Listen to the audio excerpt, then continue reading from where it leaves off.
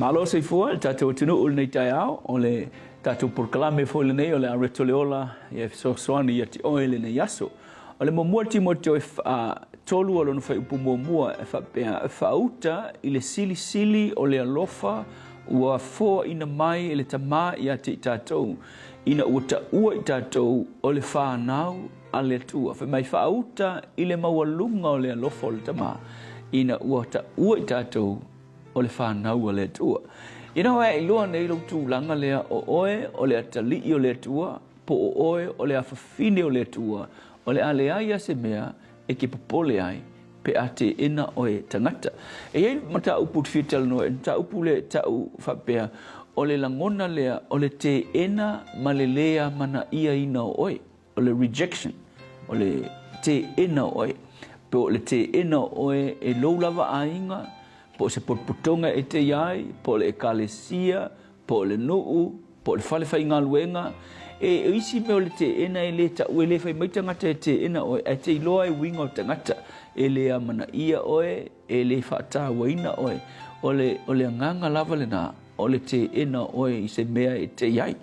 A whai o e se tūlanga whapena, o le upu le nei mo oe, a wana o ui mai fo ia, i le tūlanga whapena, o le tūlanga o le te ena o te ita i se mea sata manatu e te nau te fia iai ma fia belongs iai ai umai fonga ka ke vai e kunga e lea mana ia te ita tangata ma te ena te ita tangata ao o ngai lala ngona ngai ake oe o le whaingata i o le ti ngā o la ngona whapena o lo nau e ke fia iai le melea pe o le ainga lea po le ekalesia lea po tonga lea a ke vai e kunga e lea mana ia o e tangata a whapena oe ia e manatu o oe o le atalii o le atua whai mai whauta i le maualunga a whai o te ena o e tangata uma ai vai i le atua e le o ke enga o e le atua lesi mea vai fo ia Yesu o Yesu na ui fo o ia i le mea na whai mai tusi na Ioane lam tau pu mua por whai upasfurtasi whai mai na fio mai o ia i lona lava nuu ai na te ena o ia e ona lava tangata o ia Yesu na ia langona ina le langona o le te ena o ia. Ai ke lola le mea makaukia. Whai mai, na te ena o ia e ona tangata. Ai ngatalia o ia ma mawalunga le alofa o lona tamaha ia te ia. Leisi mea na e vai Yesu. O le te ena o Yesu e tangata. O lona ala lea i le whaaina. So o le songa nei tāua mo oe. Pe a whai o e ui se mea whapea. O te ena o e tangata. Ia i loa le mel nei.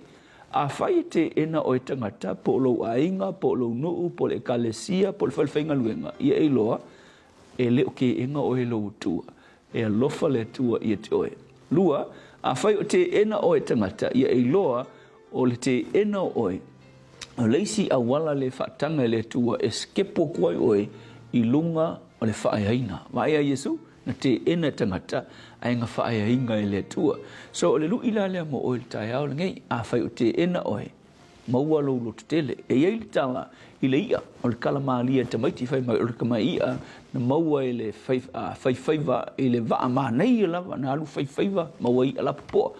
Ai ke ua mātau mai maua mai le si anga. Ai ke ua e kuka malo e le kiki le ia. Ia au kirikira ku le ia. Au le leia le mea lenga ngofo mai e o ngā uso la popoa i kongo le waa. Fia alu ia. Ai ke ua makakala le tamalo le kama ia le. Ai toi tongi ua te ena e le whaiwhaiva. Whai maila le tala. Tala tamaiti. Ua koe kongi ngei le sami le ia. Ai ua alu le ia ma le whanoa noa te le whai mai. O ka se maa ngai le mea lenga ngofo mai o uso i lalo le mea le waa maa na ia le. Ai le iloa le a. Le oke e ngai ia. Ilo na manatu. Ua mana ia o na uso. Ai le a mana ia ia. Ua te ena o ia. Ai le iloa kama ia ngai. O le te ena o ia e le whaiwhaiva. O se awanoa maua lunga lea. Ua whaola i nai o ia. O isi whai teimi. E ke le iloa. O le te ena na te ena i o e tangata. O le awangoa le leilinga. E whaia i ngai oe. Malawea i ai oe. So o lea la. Le upu mo oe. A whai wa ke enga oe. Ma ui oe me whapena. Ia i loa mene i lua. Mua mua. O le te ena oe. Ia. Aua ki whaangongoa.